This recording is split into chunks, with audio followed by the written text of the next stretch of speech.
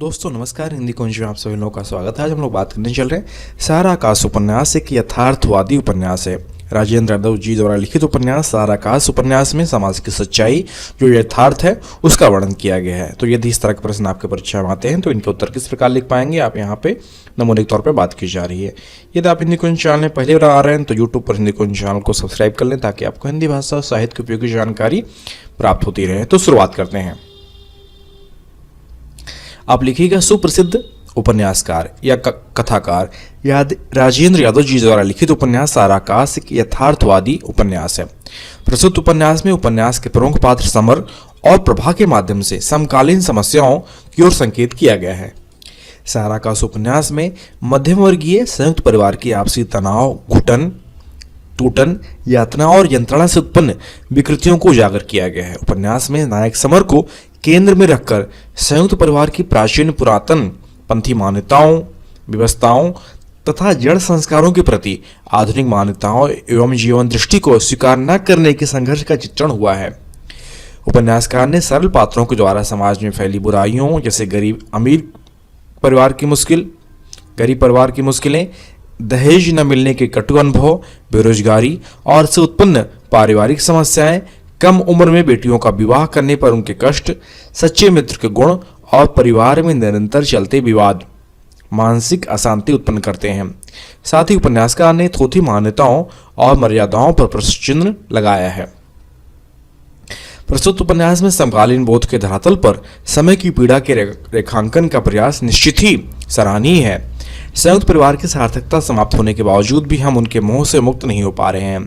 कहीं हमारे संस्कार तो हमें इन निरर्थक मोह में जकड़े हुए तो नहीं हैं। संस्कारों के संदर्भ में उपन्यास की चेतना व्यवहारवादी है।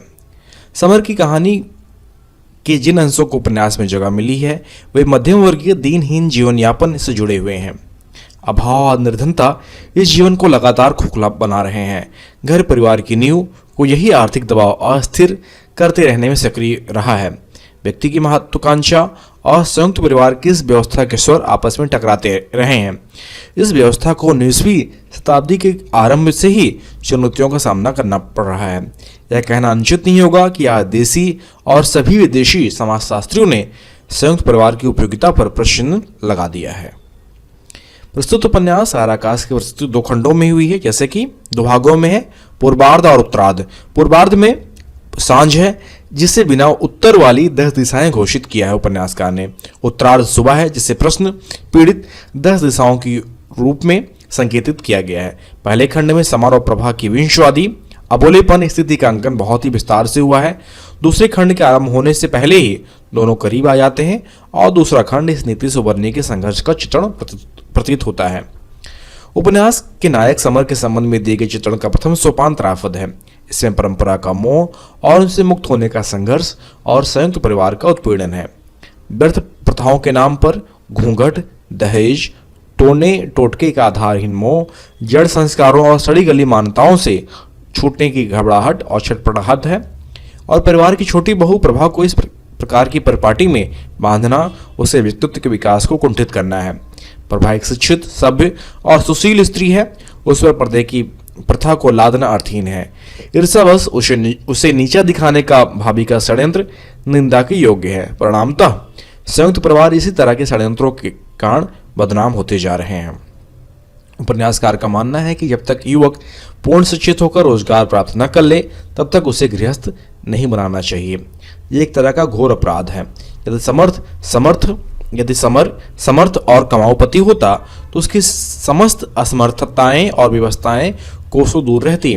जब समर को प्रेस में प्रूफ रीडर की नौकरी मिल जाती तो 2 दिन में ही घर का पूरा वातावरण सुखी, शांति पूर्ण और आनंददायक हो जाता है। वहीं दूसरी ओर उपन्यासकार का उद्देश्य यह भी रहा है कि कन्याओं यानी कि बेटियों और महिलाओं को शिक्षित होना अत्यंत आवश्यक है। निष्कर्ष रूप से कहा जा सकता है कि उपन्यासकार राजेंद्र यादव जी ने नर और नारी दोनों को शिक्षित कर उन्हें समर्थ और रोजगार प्राप्त करने के योग्य बनाने की वकालत की है। उनका मानना है कि घर, परिवार, समाज और राष्ट्र के निर्माण के लिए नई पीढ़ी के सकारात्मक योगदान की आवश्यकता है। यह योगदान तभी हो पाएगा जब युवाओं को सशक्त बनाने के साथ ही महिलाओं को भी सशक्त बनाया जाए। उपन्यास का उद्देश्य यह भी है कि पुरुषों में अपनी अहमवादी प्रकृति और परंपरागत वर्चस्वता के मोह को छोड़कर समाज में नर नारी की समानता और समरसता पर ध्यान देना होगा। इस प्रकार यह वीडियो समाप्त होता है।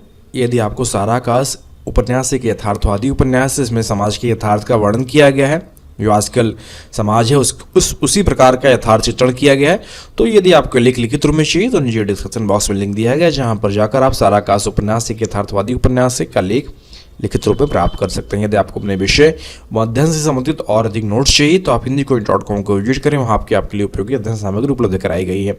आशा करता हूँ वीडियो आप सभी के लिए उपयोगी सिद्ध होगा। वीडियो देखने के लिए आप सभी का बहुत बहुत धन्यवाद।